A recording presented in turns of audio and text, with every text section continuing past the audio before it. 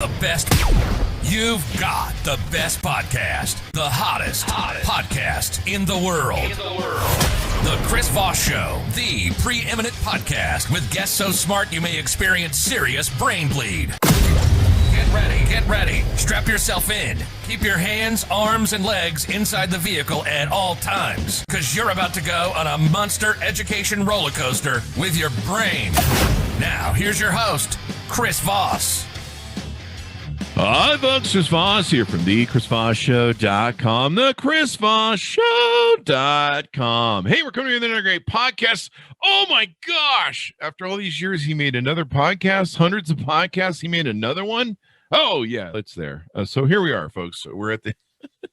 We're in another podcast, and thank you for joining. We certainly appreciate you guys being with us today. Also, go to youtube.com/Chris Voss to see the video version of this. You can also see us in all our groups on Facebook, LinkedIn, Instagram, and all that sort of good stuff. You can follow the accounts over there as well. Today, we have a most brilliant author on the show, and this episode is brought to you by a sponsor, ifi-audio.com, and their micro iDSD signature. It's a top-of-the-range desktop transportable DAC and headphone app that will supercharge your headphones. It has 2 brown burr DAC chips in it and will decode high-res audio and MQA files. We're using it in the studio right now. I've loved my experience with it so far. It just makes everything sound so much more richer and better and takes things to the next level. IFI Audio is an award-winning audio tech company with one aim in mind: to improve your music enjoyment of quality sound, eradicate noise, distortion, and hiss from your listening experience. Check out their new incredible lineup of DACs and audio enhancement devices at ifi-audio.com. He's the author of the newest book that has just come out, Children Under Fire, An American Crisis. This is going to be really interesting to talk to him. It just came out on March 30th, 2021. His name is John Woodrow Cox. He's a staff writer at the Washington Post and the author of this wonderful new book. He was a finalist for the 2018 Pulitzer Prize in feature writing and has won Scripps Awards Ernie Pyle Award for Human Interest Storytelling, the Dart Award for Excellence in Coverage of Trauma, and Columbia Journalism's School's Meyer Mike Berger Award for Human Interest Reporting, among other honors. He attended the University of Florida, where he has taught narrative writing and currently serves on the Department of Journalism's Advisory Council. Lives in Washington with his wife, Jen, Washington, D.C. That is. Welcome to the show. How art thou, John? I'm great. Thank you for having me. So welcome to the show. You've got a great book that you've taken and written. Give us your plugs so people can find you on the interwebs. Sure. They can find me on Twitter at John Woodrow Cox. That's probably the easiest. That's maybe the place where I'm the most active. I also have a website that I try to keep updated, johnwoodrowcox.com. And then certainly you can find me on the Post site, and I'm occasionally on Facebook and new to Instagram. So easing into that. There you go. Instagram's a great place to be, especially for book authors, from what I understand. I know. I'm a little late to yeah. that. But, so this sounds like a really interesting book, just off the book title itself. What motivated you to write this book? It was a few things, but the big motivator was to really wake people up to the scope of this crisis. I think that people are aware, maybe from a distance, that these school shootings happen often, but that maybe is the extent to which they understand that gun violence affects kids in this country. So I wanted to really make clear to people this is a crisis that affects millions of kids, not thousands, and that most of the kids affected are actually not the ones in schools. It's the kids who deal with that everyday chronic gun violence. And the way of getting people to care about that was to tell these really intimate stories about a few children whose lives have been just destroyed by gun violence. There you go. What were some of the details? Give us an arcing overview of the book, and then we'll get into the details. Sure. The book primarily follows 2 children. Ava Olson, a little girl who in first grade was on her playground. This is in South Carolina, a small town in South Carolina. She just walked outside for recess when a 14-year-old pulled up with a gun and opened fire on a group of first graders. He killed her best friend, a little boy named Jacob Hall, before his gun jammed 12 seconds after the shooting began. And this was 5 years ago. Ava is still dealing with really severe PTSD from that episode. And then the other main subject in the story is a little boy named Tyshawn McFadder. He grew up in Southeast DC, his father was killed in the middle of the day. Just Tyshawn was at school and his dad was just gunned down in his car. And so it follows these two kids and also their friendship. So they have this really unlikely friendship that after I wrote stories about each of these things in the Post, they connected, and then they started writing each other letters, and then they became pen pals, and then they started to FaceTime, and they have this really deep relationship where you have these two young kids, one is black and one is white, and they're from very different places, but they have become really critical supports for each other. That's an interesting dynamic in everything that's going on. As they develop, and you follow the two kids, is that correct? Primarily. There's other kids who come into it, but those are kind of the two main kids. Okay. And then basically, it looks like you cover some of what's gone on in the past decade. Over 15,000 children have been killed from gunfire. My God, that is extraordinary to think about. Yeah, it's a big number. We often overlook those shootings that didn't happen at schools. Most of these kids, a lot of it is just kids finding guns in their parents' bedrooms and unlocked safes. There's a whole chapter about a boy in South Carolina who finds his dad's gun in a gun safe. He knew where the key was. The key was on top of the safe, and he unlocks the safe, and an 11-year-old, and he takes his own life with his parents in the living room. But this is the type of gun violence that we often overlook. And that's a lot of what the book explores, is that we just don't really have a grasp on the scope of this epidemic. Is it also not just having a grasp on it, but actually giving a damn? It really seems like we've tuned this out, just kind of whatever, school shooting. Yeah, I think that's part of it. There's a numbness to it, and there's a hopelessness, I think, that some people have around gun violence. And then I think too that racism plays a very real role in all this, that there's an expectation that kids like Tyshawn in Southeast Washington, D.C. are just going to grow up this way, that this is just how it is for them. And I think a lot of that is because these kids grow up in black and brown communities. And Tyshawn, by the time I met him, he was 8 years old.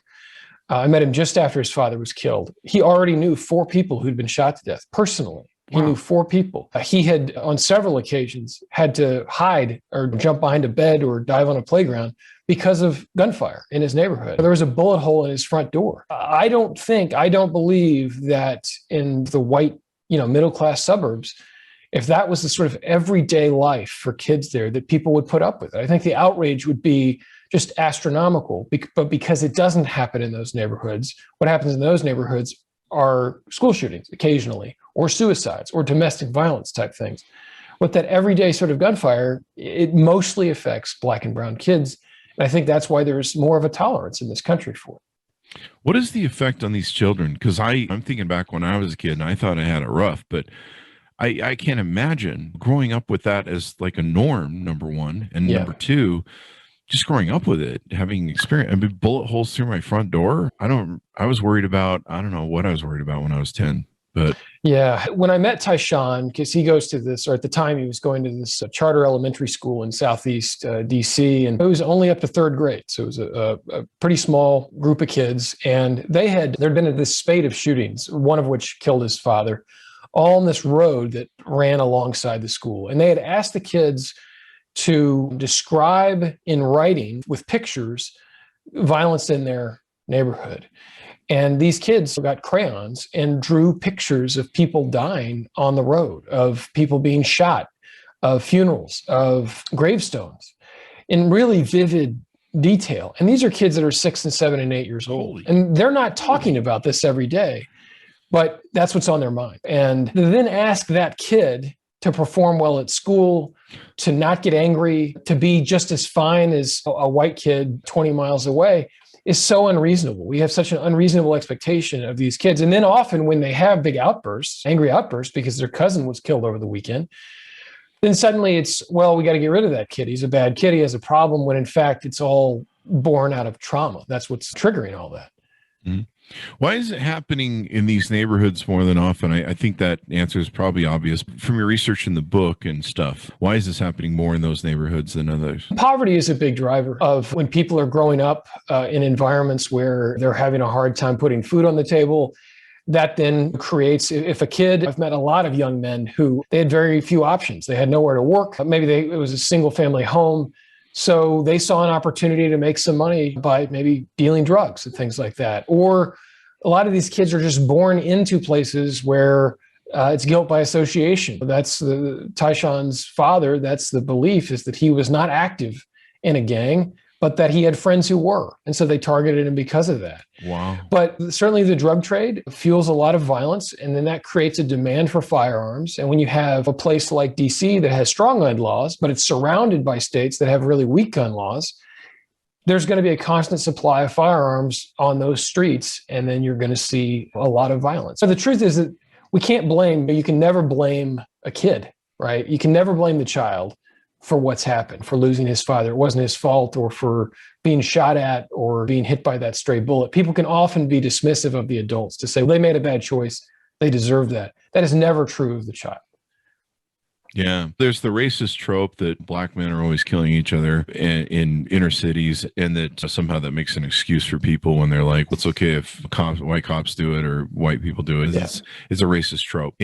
But I think it's important that we recognize that what's going on in these communities, they're maligned communities. A lot of these communities are set up because of some of the racist social programs we've had, like redlining that has gone on. When Eddie Glaude Jr. was on the show, we talked about how there's freeways that have been made to separate all of our communities, and these marginalized communities are persecuted. They don't have support systems like hospitals. They don't have good schools. They don't have good funding and everything else.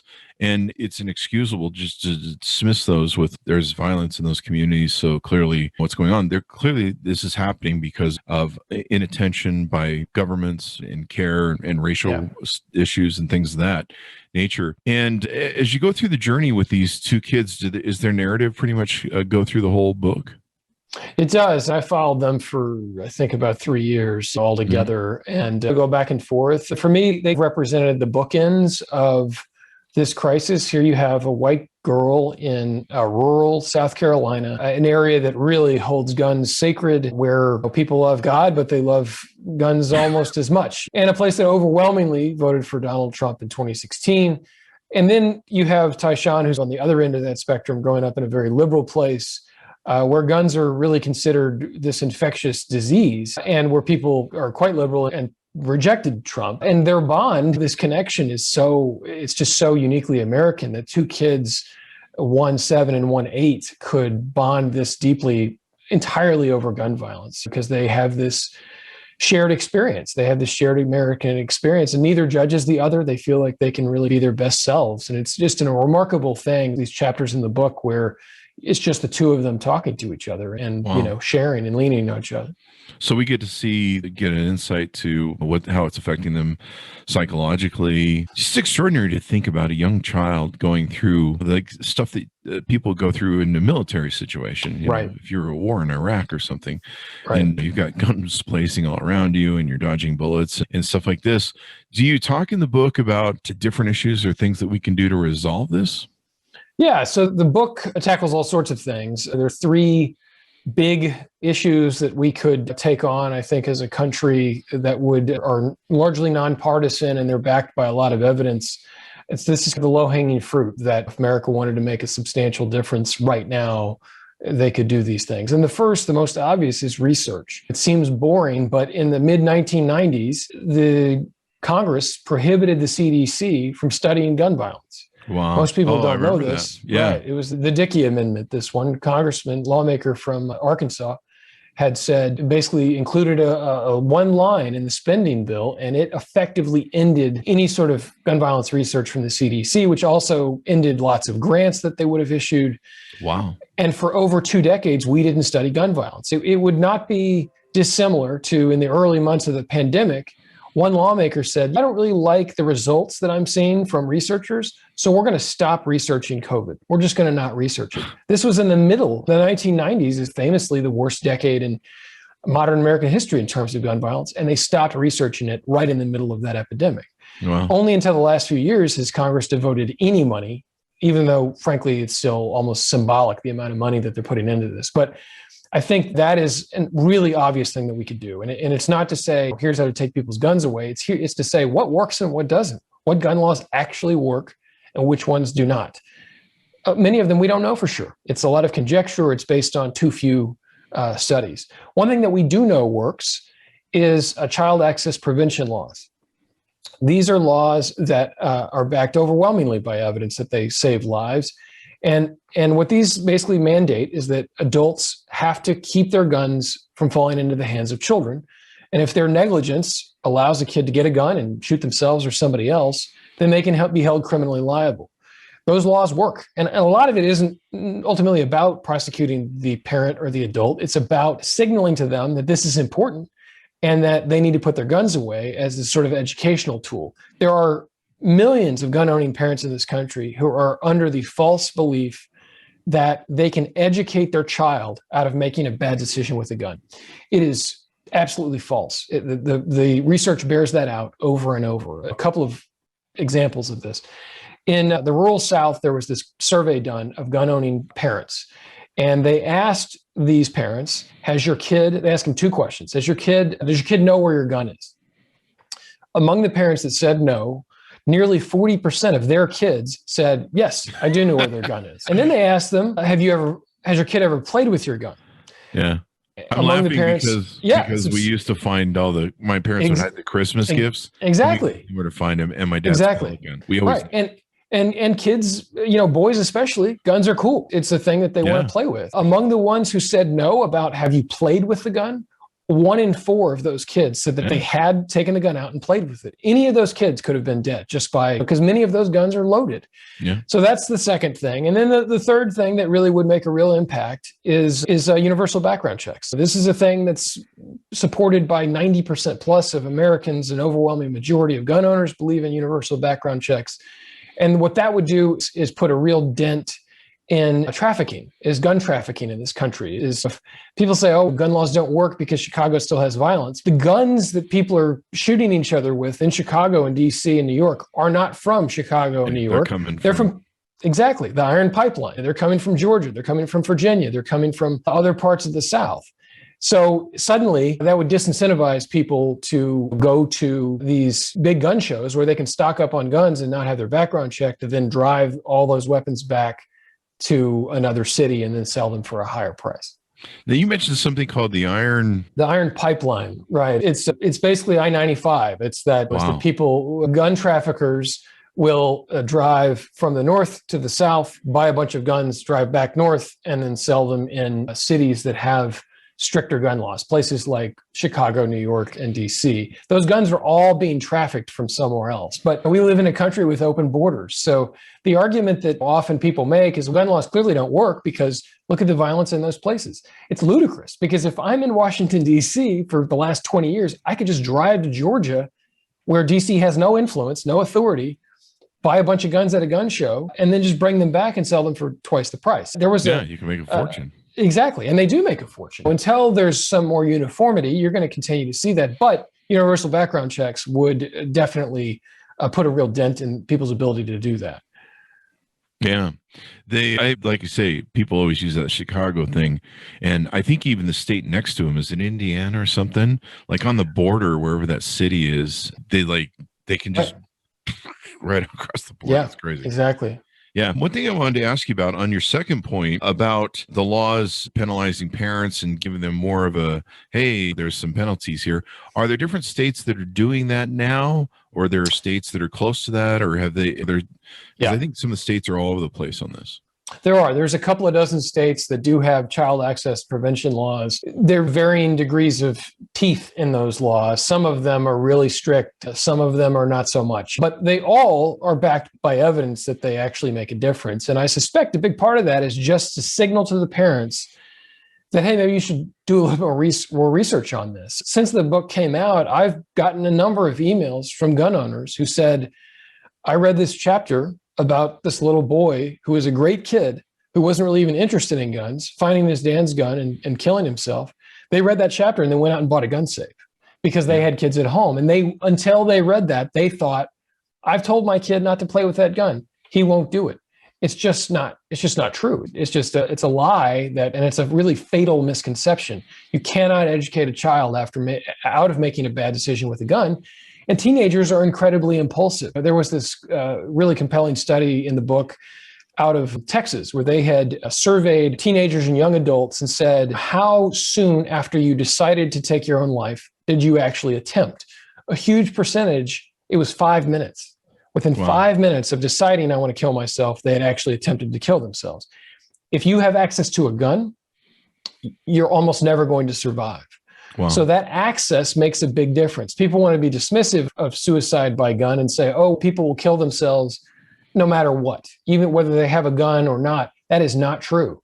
The availability of lethal means makes a huge difference. There was this one more study I'll mention that was, to me, maybe the most compelling in the entire book.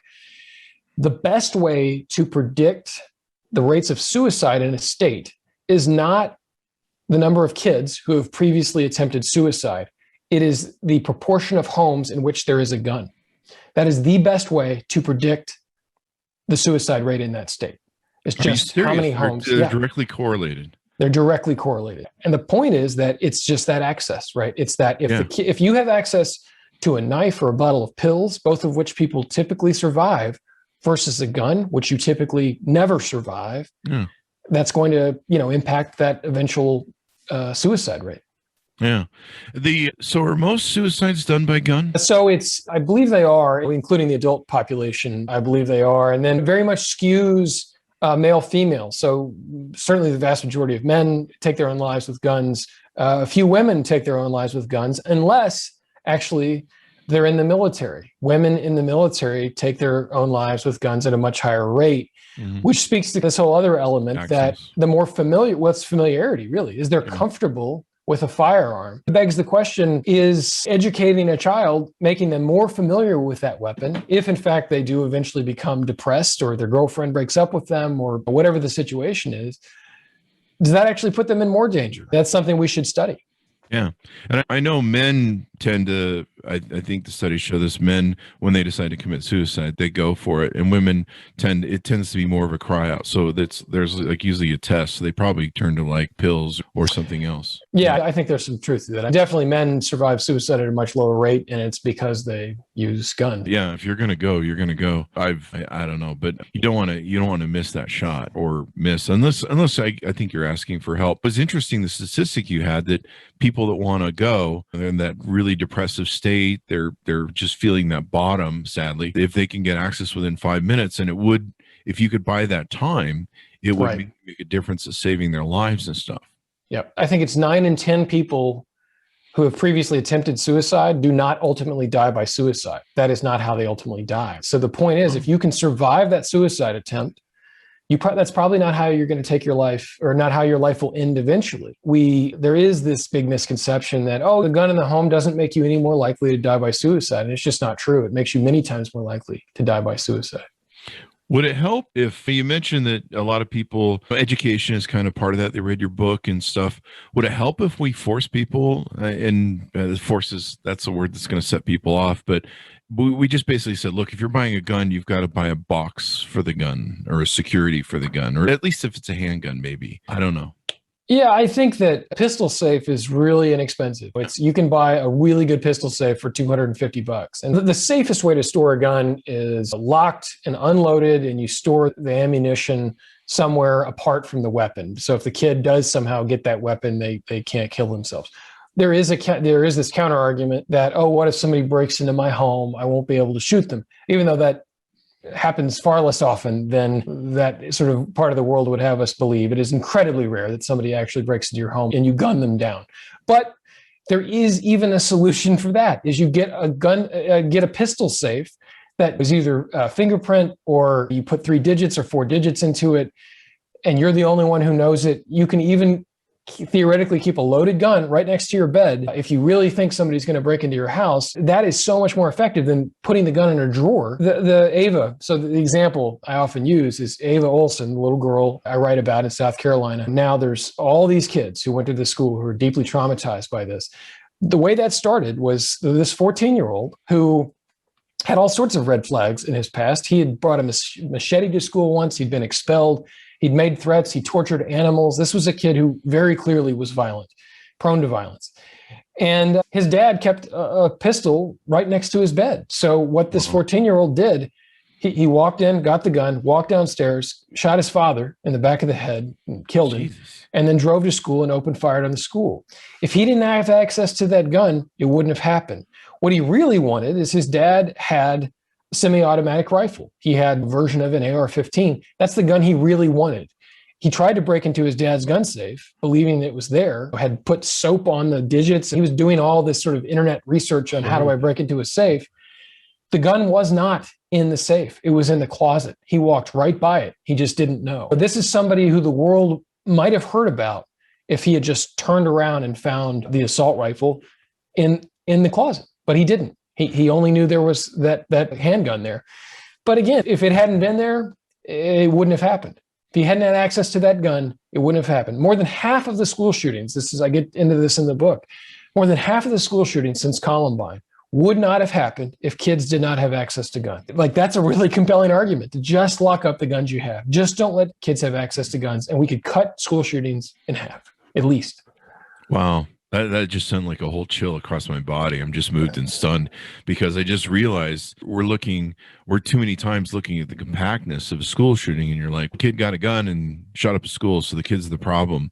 And like you mentioned, clearly it's a parent problem. I think Sandy Hook, the mother, turned the kid into a gun nut, and he's like, kid loves guns, so give him more. But yeah, what a compelling addition to this story that you're telling, because he could have wiped all those kids on the playground, and God knows driving around what he did. Yep. Recently, we saw that Alabama shooter who shot up the Asian massage parlors. He was just going around to each one. But yeah, you think about how much it is. I don't have kids, but I've always had the belief that parents should be prosecuted for what their kids did. And we have this weird thing. If they're under 18, then they're really not in control of their functions. And I don't know, it seems 12 is the new 18 these days, but what do I know? But it's really a concern about all of this. That's just chilling that he walked by that semi-automatic weapon. He was looking for that gun. Yeah. Yeah. What he wanted to be was a famous school shooter. He had looked up death totals, how many people others had killed. He was on all these internet. Oh yeah. He was obsessed. This was his bender, huh? He was obsessed. He had researched at length. He had a list of favorite school shooters and was on these websites where they fantasized about school shootings. He Skyped this live. There was his chat group listened live to the school shooting. He was streaming it at the time of the shooting. Wow. And you can hear them in the background saying, I can't believe he went through with it. They're all chatting this in real time. Did you look at anything in your research as to why he was violent? Did his dad abuse him? Did he have abuse issues, or was this kid just off the bed? His defense, he since pleaded guilty to murder, and I think as I recall, he's been sentenced to life now, but I think life, 30 plus years, certainly. And his defense argued that he had been abused. That was not proven. His sibling had said that his dad was really rough on him, and there were some accusations that his dad had some alcohol problems. But this was a kid who very much had seemed well-adjusted until he got into the middle school age, and then he suddenly became pretty violent. You know, what triggered that is hard to say. He was obsessed with torturing animals and things like this. He had some real problems, and clearly was a kid, who should not have had access to a gun. His parents knew he was a danger. They knew it. He'd been expelled. But the truth is that it doesn't take a kid who is that dangerous, clearly dangerous, to say, oh, only that kid should we keep from firearms. Mm-hmm. The other example I talked about, Tyler Paxton, this 11-year-old from South Carolina. He was a great kid, A's and B's, totally obedient. He was an only child. His parents adored him and he adored them. He wasn't really even that into guns. And he still got into his dad's gun safe and shot himself. We have this belief that, that kid's not like my kid. Yeah. It doesn't work that way. It can happen literally to I had a friend years ago who had he listened to a lot of Alex Jones, so he had a lot of paranoia. He would call me about chemtrails and stuff, and every 3 months the country was going to go into some sort of, I don't know, Illuminati lockdown and stuff. And I'd just be like, okay, just call me in 3 months and let's see how that goes. Okay, buddy. And stay off the radio. But I remember he was living in LA. And he lived in a fairly nice neighborhood. I stayed there for a week. It was nice. I didn't feel in danger at all. But he had some sort of paranoia, narcissistic thing he went on about how I need to protect my family and my kids and this whole rap. And so he had guns purposely in every room in the house because, I don't know, I guess he watched that, what's that room thing where the panic room, it's like way too many times or something. And I asked him one time, I go, so where are all the guns? He goes, I don't know. I forgot where half of them are. I'm like, what the hell? He's got to hit him so the kids wouldn't find him. And I'm like, but now you can't find him? Maybe the kids have found him, and these kids were babies, so they couldn't have gotten to him yet.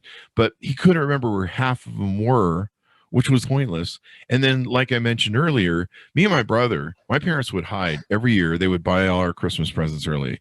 We would always find where those were. And then my dad had a pellet gun, so it wasn't like a real gun, but we were always playing with that thing. We'd take it outside and play cops and robbers. We'd point at our head. We'd do all sorts of stuff. We point at each other. If that would have been a normal gun, we probably would have, somebody would have gotten shot. I can guarantee you that. We played with that thing all the time. And our parents never knew, because we knew it was hidden, and we played with it when they're gone, and then we put it back when they were back. And so if you're a parent out there who thinks that you got this thing under control, you don't. Your kids are way smarter than you, and they know where everything is. We knew where everything was in our parents' home, because we're bored. We're kids. We had nothing better to do. We're just like, let's go see what's in the closets. And so it's really interesting to me. Do we need to educate people more? Or another, I'll ask you the next question after that. Yeah, so I think that's absolutely central to it. I think most gun owners in America want to be responsible. They don't want their kid to get their gun. They don't want their kid to make a bad choice. They don't want anybody to make a bad decision with their gun. I think that's true of the vast majority of gun owners. It's a matter of ignorance rather than negligence in most cases, that they just don't know. A great example, the night that Tyler shot himself in South Carolina, there was the first police officer who arrived, knew Tyler. This is a really small town. He knew him. He had been the school resource officer. And he walks in that room where his father is holding Tyler, trying to keep him alive. And right away, he knows that Tyler's not going to survive. And he had two children who were very similar in age to Tyler. And what this police officer had done for years, he would come home, he had his service belt with his gun on it, and he would either just put it on the floor or maybe hang it on a hanger, on a hook. Well, he went out and bought a gun safe right after that, because he saw if this kid, because he knew Tyler, he knew what a great kid he was. He knew how attentive his parents were. So what that was, it was just education. He wasn't a negligent police officer. He wasn't a negligent dad. He just didn't know any better. So I am absolutely convinced that if more gun owners simply knew that this is real, that your kid, you cannot trust your kid not to do a bad thing with a gun to themselves or someone else, that they would do the responsible thing. I'm absolutely convinced of that. The vast majority of them would do that. Is there any research in your book or any forecasts of what a difference that would make if maybe we just kind of a rule that says, hey, you buy a gun, you get a gun safe. It's a package deal. I do know that the RAND Corporation, this bipartisan group who looked at all the data, they looked at all the big sort of policies, and this was the one, child access prevention laws were the ones backed by the most research. They were the ones that said definitively, this will make the biggest difference of all the laws, including things like assault weapons bans and even universal background checks. This was backed by more evidence than anything else. Like I said, what we would know for sure is things like school shootings. I know that because that's my own research. Is that if kids didn't have access to guns, we would eliminate more than half of the school shootings in America overnight. If we could just ensure that if you're under 18, you can't get access to a weapon overnight, that would drop by more than half. And that doesn't even count all of the Tylers of the world who, during the course of this conversation, a kid will find a gun, in all likelihood, in their home, shoot themselves or someone else, and hopefully no one dies. But almost certainly, because of how often that happens in this country, that'll occur at some point during our conversation. And I think I saw just a couple months ago, a mother was keeping a gun underneath her car seat or something like that for protection. And the 2-year-old or 3-year-old, I think it was 4 or 5, shot her mom right through the seat.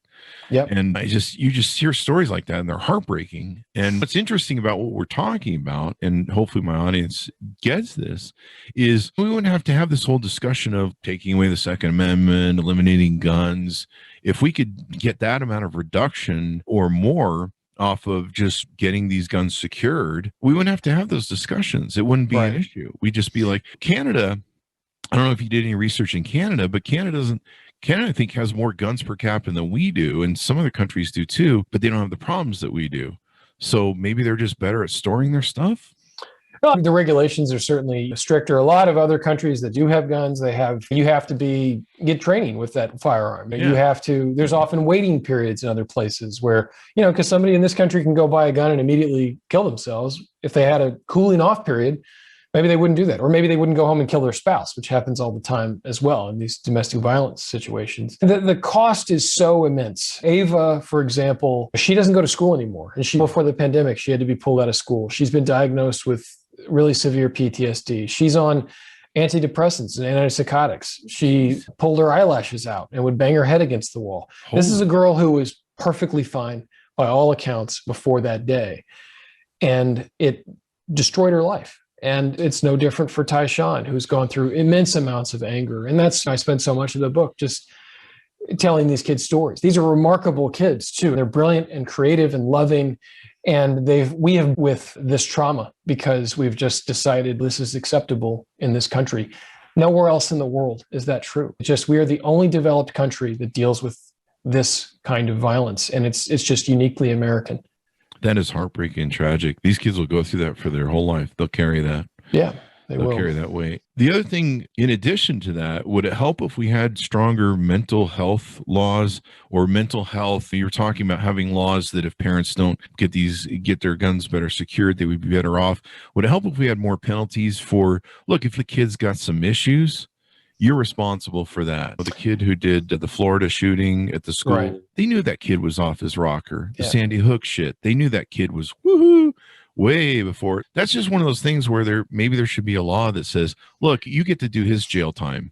I don't know. Yeah, there is something similar to that. It's these red flag laws. And these are laws that say if a person appears to be a threat to themselves or someone else, you can get a court order to take their guns away for some period of time. Those make a lot of sense in many ways. And I think a lot of gun owners agree with that. If somebody is really clearly depressed, if they're threatening to kill their wife, if they're saying, I'm going to go shoot up that school, that, it's not permanent. It's a temporary thing until a medical professional can clear them to say, okay, this was a temporary episode. They're okay again. They can get their firearms back. The book is not, there is no call to end the Second Amendment. There is no, hey, we should strip people of their guns.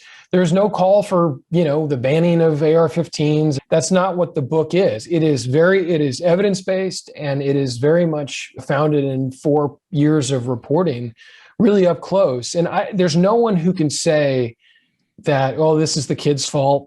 You can't reasonably say that. You can't say that, oh, this is just how kids should just live with it in this country, because it's not an unfixable thing. We're not going to go from 41,000 plus dead from guns, which is what happened in 2020, the worst year in modern American history that most people don't know. We're not going to go from 41,000 plus to zero. But if we went from 41,000 to 30 or 25, that would be worth it. That's a lot of parents. That's a lot of kids. That's a huge difference. And we could get there in ways that would not deprive law-abiding gun owners of their weapons. Yeah, and it would just be great if everyone would get this, or if the NRA would get behind this and be like, hey, man, we don't have to have these fights. Of course, I think some of this plays into the political aspect of power and all that crap and parties. But no, man, I like I said with my friend, he couldn't find half the guns he hid. And I remember telling him, I'm like, your kids will find them. Yeah, they will. Worry. They will. Just give them time. You know? Absolutely. Yeah. So it's definitely tragic. So anything more you want to plug in the book before we go out? Yeah, I would say one other aspect of school shootings that I think people have not come to grips with, and I devote several chapters to this, is we think of school shootings pretty narrowly as the kids who get shot. That's really how we decide whether we're going to care or not. There was a school shooting earlier this week. One kid died. The cable news trucks didn't show up there because it wasn't 7 or 8. But there's two parts of that matter. One is I did a database post of how many kids have been on campus during a school shooting since Columbine. So it's kids who have been exposed to gunfire on their campuses since Columbine. That number is about to hit 250,000 of kids who've been on campus. A meaningful number of those kids are still dealing with it, whether it was last week or 20 years ago. So again, it speaks to this idea that it's bigger than we think. And another point to illustrate that, we looked in one school year at how many kids had been through lockdowns, not lockdown drills, but the actual lockdown where the school said, there's a threat, we're going to lock down. Somewhere between 4 and 8 million kids went through a lockdown in one school year. The vast majority of those were caused by guns. And a lot of those kids, many of those kids, thought at least for a second that they were going to die in their school. Because they had seen Parkland, they had seen Sandy Hook, they knew that these things happened. So they're suddenly in a corner with the lights off and the door shut, and they're waiting for somebody to come in and shoot them. And we know that because kids were writing wills saying, this is who I want my toys to go through. This is saying goodbye to their parents, texting goodbye to their parents. None of these kids are considered victims of gun violence, but they absolutely are. They absolutely are. So it's so much bigger than we think. But it's not hopeless. I think that's really the message of the book, is that this is hard and it's devastating, but it is not hopeless. There are things that we could do now that would make a difference for these kids. What's the way to get these politicians to, we need to send them all your book, but what's the way, I mean, do we just need to get people to get on board with this, or does the politicians ever going to get on board with this, or is it just always going to be a muck up in Washington with that? I think it's going to take the politicians deciding that it's politically advantageous to vote a different way. I think that's it. First, technically. Yeah, but it's the people, but also when they decide that the gun lobby's influence is not enough for them to vote the way they've always voted. Because the truth is that the Senate does not vote in line with their own constituents. Yeah. 90% of Americans, again, support universal background checks. I can tell you 90% of the Senate does not support universal background checks. The vast majority of Americans, 70% plus, support these child access prevention laws. Again, the Senate doesn't vote that way. So people think that America is so divided on guns. We're not. Americans largely agree on the big things. There's a lot of smaller things like what an AR-15 is, what an assault rifle is. There's a lot more debate around that. The big things, most Americans actually agree on. It is the Senate and Capitol Hill that is split. It is not America. Once they start, but there is still this immense fear from the gun lobby. They have a great deal of fear. If you're somebody in North Dakota or South Carolina and suddenly you're labeled a gun grabber, the chance that you're going to win that next election go down a lot. So that's the part that I think those folks are going to have to overcome. They say they're more afraid maybe of mom's demand than they are of the NRA. Yeah, it's just insane what we do in this country sometimes. But I love your arguments and your research and everything that's in the book. And I love that it's a great resource. So just go get some gun boxes, people, and safes and stuff, and keep your stuff in the thing. I don't know. I don't have kids. I have 2 dogs.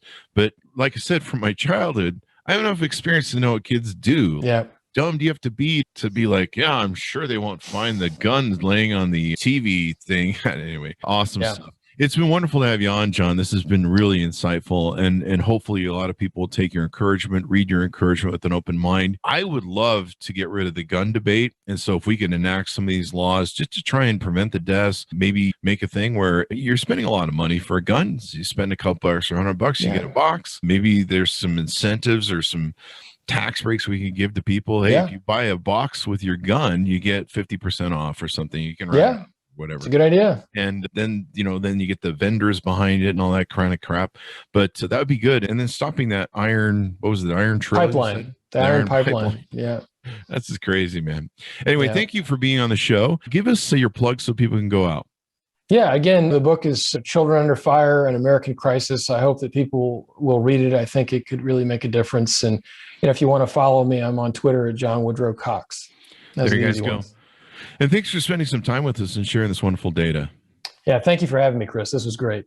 Thank you, John. Be sure to order up the book and follow him. Children Under Fire, An American Crisis just came out on March 30th, 2021. John Woodrow Cox, and probably follow some of his articles at the Washington Post there as well. Thanks so much for tuning in. Go to youtube.com/Chris Voss. Go to all of our groups on Facebook, LinkedIn, Instagram, all that sort of good stuff in Clubhouse. And we'll see you guys next time.